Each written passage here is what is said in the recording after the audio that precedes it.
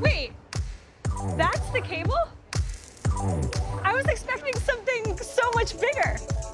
That's the internet. To get across the ocean, nearly all internet traffic has to use a cable like that one. It's tiny. You're actually I'm surprised. so surprised. I know, I can tell. I love it. All right, let's go get some hard hats. If you're watching this YouTube video anywhere outside of the United States, this is probably how it's getting to you. For most of us, the internet is virtual. It's made of Instagram posts and emails and YouTube videos, but it's also a physical thing. And what it's made of and where it goes matters for how we use the internet now and who will benefit in the future. So I want to know, how does our internet really work? And what comes next?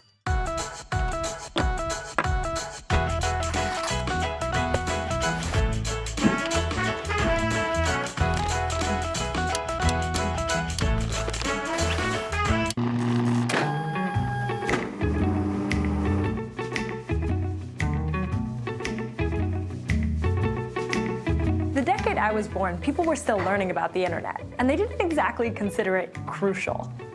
But, you know, I think about this, and what about this internet thing? What the hell is that exactly? And they call it the World Wide Web. You can email anyone. What the hell is email?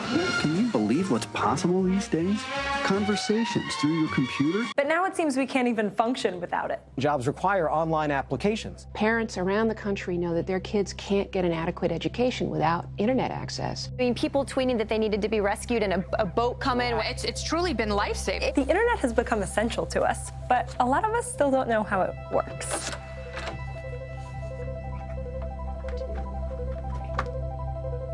Okay, I need you to close your eyes. Just trust me, just close your eyes. Yeah, for real, I'm serious, close your eyes. What's the craziest thing she could show us when we open our eyes? I hope it's kittens. Okay, now you can open them. Tiny people. They're us. It's tiny us. So I know that there are three major parts of the internet. We are on this outer ring. They call it the last mile, but really it's the first and last mile. So it's the texts we send, the notifications we receive, the apps we use. Everything we do to connect or receive information from the internet happens in this first and last mile. And we are inside the box office. Also out in this outer ring are houses, and you guys want to help me put these down? Yes, so trees. all of the trees and all of the houses, all Wi-Fi, which uses routers somewhere in our office or somewhere in your home, and all cell service, which means that you're pinging a cell tower a little bit further away, but still pretty close by. All this wireless technology uses radio waves to send signals into and out of the internet. I'm going to show you how this works, but first, I'm going to take a selfie.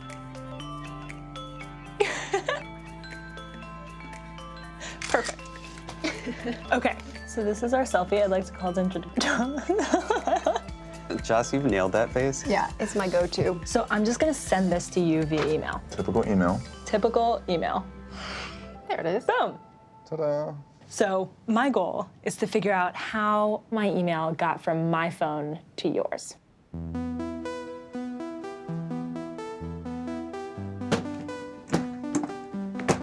In order for my email to get from here to here, my phone takes that photo and cuts it up into more manageable packets. We've been decapitated.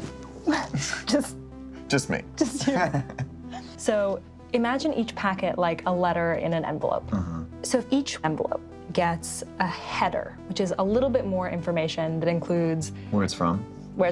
and where it's going to, and a bunch of other things that we're not going to talk about. So the format of each header follows a set of rules, and you can think about these rules like the rules of the online postal system, how everything is packaged and sent and received on the internet. So you've probably heard people say that everything that happens in our computer is ones and zeros, right? I have. Binary. Yeah. Which we can think of as a kind of Morse code your computer understands. And everything that you send over the internet is also binary. What? Ta-da! When did this happen? What? I do magic now. Okay, so each one or zero is a bit, and 8 bits is a byte. So if this photo was 1.1 megabytes, that's 8,800,000 ones and zeros. So somehow these binary ones and zeros have to get onto radio waves to be transported to the router. Exactly. Right? Yes. Okay. And that's where I got stuck. So I called up Sundeep Rangan, who specializes in computer engineering at NYU. How does a wave carry binary information? That is a very good question. So the simplest thing you could do is every time you want to transmit, say, a 0, you could transmit one frequency. And every time you want to transmit a 1, you transmit a different frequency. And then as long as the receiver can detect which frequency it is, it can know it's a 1 or 0. That's actually called frequency modulation. Is it also fair then to say that at its most basic, a cell phone is a radio? And it is a radio. It is absolutely a radio. Okay, so waves with binary information have to get from my phone to the router. But then at the router, they have to be turned into something else that can go out the back of that device along cables to get to their next location. Depending on what the wire is made of, it's either going to be pulses of electricity if the wire is copper, or pulses of laser light. So it's a laser, and it just turns on when there's a 1 and turns off when it's 0. So faster than this. A little bit faster than Faster than this? So our photo went from binary to radio waves to little flashes of laser light, right? Yes. Where does it go after that? We're about to find out, but I'm gonna take Alex. You're not taking me? No, it's his turn, I gotta go. So the wires out of the back of our router connect to other wires inside our office, which are owned by our internet service provider, or ISP. And they're responsible for looking at the header of each of those envelopes and figuring out the most efficient route to get to its next location, which is an internet hub. And where would that be? Right there. That's an internet hub. This old building? Yeah. All right, let's go. It looks just like every other office building I've ever seen. Well, it started as Western Union's headquarters, so it supported telegraph operators back in the day, and it's migrated to today where it's supporting the internet here in lower Manhattan. That's poetic. So all those wires all need to come to a place like this to connect between networks. So for example, our ISP in the office has a network, and AT&T, which is Christoph's cell provider, has a network. And in order for my email to get from my phone into Christoph's phone, all of those networks have to send those 1s and 0s across those wire pathways. There's so much that happens in that split second that you connect. So there's really no such thing as a cloud or any type of magnanimous The cloud is a marketing term.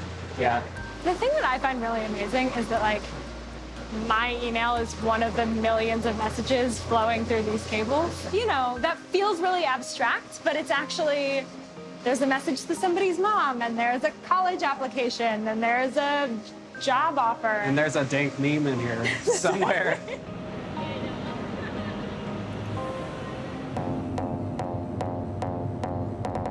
Okay, so my email became a series of waves of light that travels over the tubes of the internet. But what if I wanted to send it somewhere really far away, somewhere on the other side of the world? We're in Newington, New Hampshire, to go to a factory that's going to show us how the internet works at long distances. We're headed into the third layer, the internet backbone. Oh, that's the cable highway. What's the cable highway? That's where the cables go from the factory down to the dock. The company we're going to go see, Subcom, is one of the top 4 submarine cable providers in the world. There's the ship. Hi. Hi, I'm Alicia. Hi, I'm Cleo. So nice to meet you. This is the Subcom Decisive. She is a custom-built cable installation and maintenance vessel. She's 139 meters long, which is about 450 feet. Wow. Yeah. The engineering and material science at work here are incredibly complex. But the basic process is actually really simple. Light goes in on one side of the ocean and comes out on the other. So as the Decisive moves across the ocean, the internet cable is going to come out the back and be laid down behind it. And sometimes it's going to be buried in the ocean floor by that machine right there.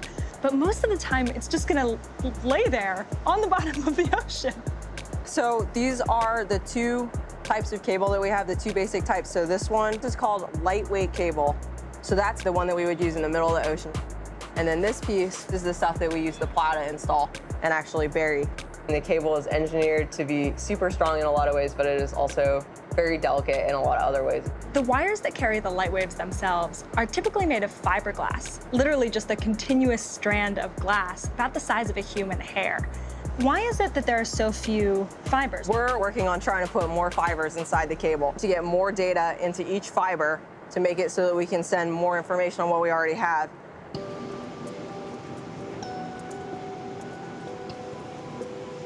Whoa!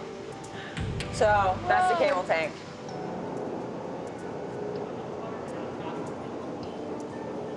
Slow, slow, we got the pipe, we got the pipe. Go and work it over, work it over. What we're doing is we're loading it into the tank in like a continuous spool, right? Is it like 10 tons, 50 tons? Like we're loading 10 tons in a day. Oh my God, cool. It's gonna end up being about 60 days of plowing. Wow. Yeah, so 70 days total to prep and install it.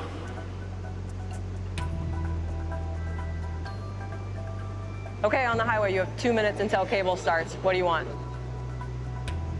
What blows me away is just how much hard physical labor is required to make the internet work. Thank you. The craziest thing is that this cable is one of about 400 exactly like it that create a web around the Earth. Oh. Wow. So we're just gonna lay down the undersea cables of the internet so that we can see where they go. Christoph, you get Africa, and I'll give you part of Europe. I love the one that goes across with the Great Lakes. You guys want to see what the internet actually looks like? Yeah, totally do. Yeah. Okay. Whoa. Whoa. That's crazy.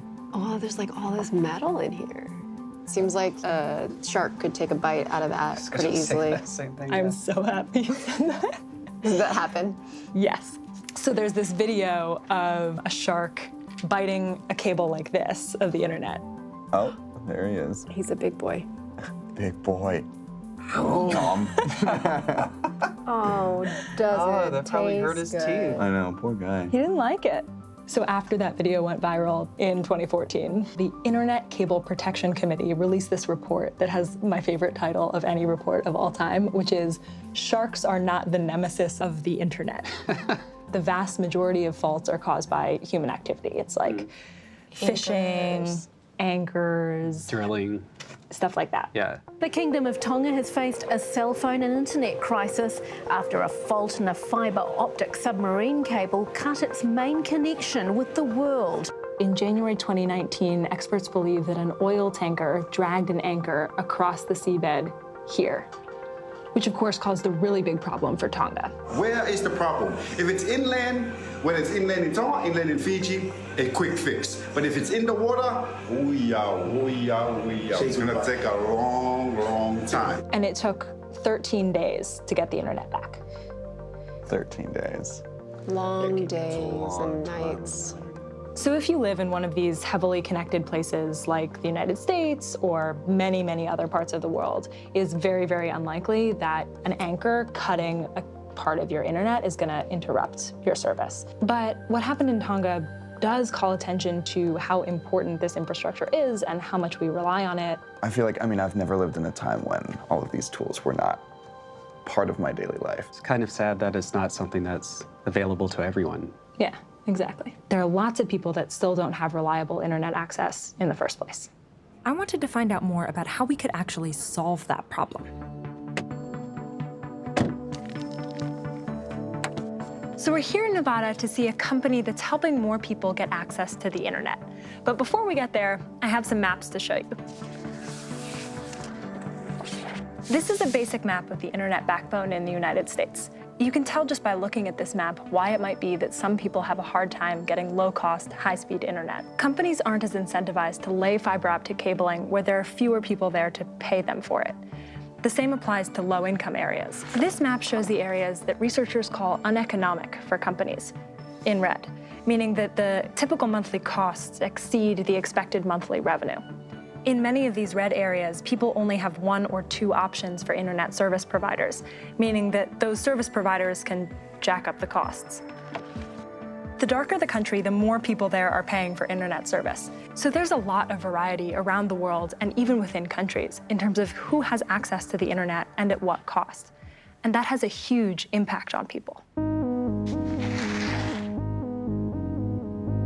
If you haven't heard about 5G, get ready for a faster internet connection. 5G could end up being 100 times faster than what we have now. Instead of having a cell tower every few miles, 5G requires that we literally need an antenna on every square block. Okay, hold on.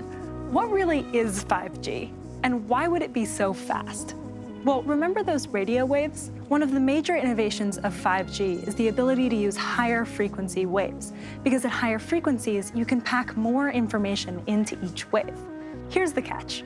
At higher frequencies, it's easier to block those waves. I mean, visible light is very high frequency, and I can block it with my hand. That's not a problem for fiber optic cables because they're basically long glass laser light tunnels. But 5G has to reach you wirelessly wherever you are. So that would mean they would need a lot more physical infrastructure. Of course, new infrastructure costs money. Companies have the same incentives for where to put 5G that they had before. Cities, not rural areas. Rich communities, not poor ones. So 5G could be an exciting way to improve internet service for people who have fast access already. But the tech required means it's unlikely to help people who don't, at least not anytime soon. We're here to see Loon, and what they do is they send balloons into the stratosphere to provide internet access to people below via radio waves. Loon is a connectivity company that's really focused on the unconnected and the underconnected. Loon is owned by Alphabet, which also owns Google and YouTube, who fund this show. But Loon didn't have any say over our editorial. So they can't actually launch a balloon today because there was a huge storm yesterday, which kind of also goes to show how finicky a lot of this stuff is. But what you have to imagine is that there's a balloon in there, and then it launches from that large red thing up into the sky, and it uses stratospheric winds to navigate to its next location, which could be on the other side of the world.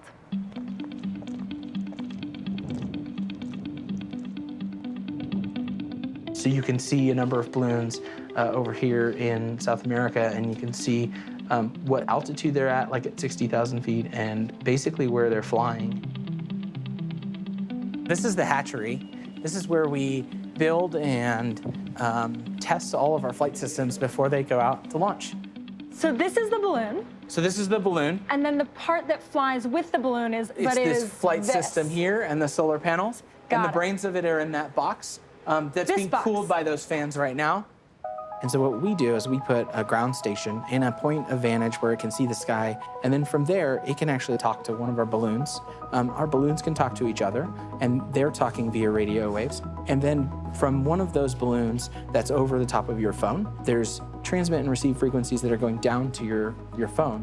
What are some of the best examples that you've been most excited about where Loon can serve people? When Hurricane Maria hit Puerto Rico and the Caribbean islands, we were able to fly balloons over the top of Puerto Rico, and within a couple weeks, we were able to serve about 250,000 subscribers, and is enough to know that a user on the ground was able to get out a text message or an email or a note to a loved one or something like that.